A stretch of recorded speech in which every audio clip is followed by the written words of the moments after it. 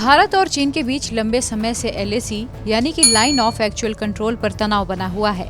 इस तनाव को खत्म करने के लिए दोनों देशों के बीच कई बार सैन्य स्तर पर बैठक भी हो चुकी है, लेकिन इसके बाद भी कोई नतीजा अब तक नहीं निकल पाया है। अब इस तनाव को खत्म करवाने के लिए रूस आगे आया है, लेकिन अभी भी हर किसी के मन में ये सवाल बना हुआ है कि क्या भारत और चीन के बीच लद्दाख में चल रहे गतिरोध को रूस शांत करवा पाएगा। दोनों ही देशों के अच्छे दोस्त रूस ने सितंबर में एक मीटिंग रखी है, जिसमें भारत और चीन के विदेश मंत्री भी शामिल होंगे। ऐसी उम्मीद जताई जा रही है कि वहां लद्दाख में गतिरोध कम करने पर बात हो सकती है। ऑनलाइन मीडिया रिपोर्ट्स के मुताबिक 9 से 11 सितंबर के बीच रूस ने विदेश मंत्रियों की बैठक रखी है। इसमें भारत के विदेश मंत्री S जयशंकर भी शामिल होंगे।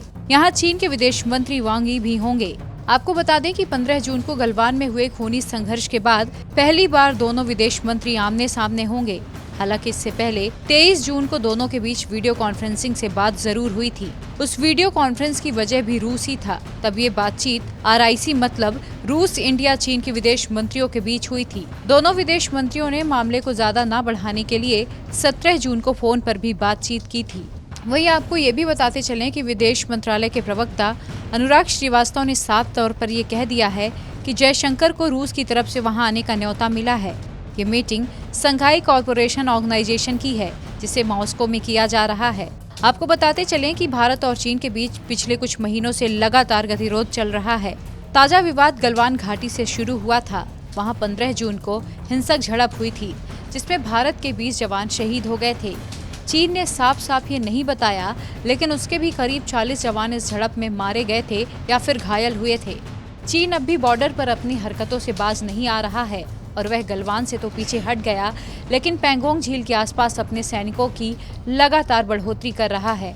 इसी कड़ी में गुरुवार को भारत की ओर से एक प्रेस ब्रीफिंग में बताया गया कि पूर्वी लद्दाख में सैनिकों का पूर्ण रूप से पीछे हटना दोनों पक्षों के बीच बनी सहमति के आधार पर ही एक दूसरे द्वारा उठाए गए कदमों से ही हासिल किया जा सकता है।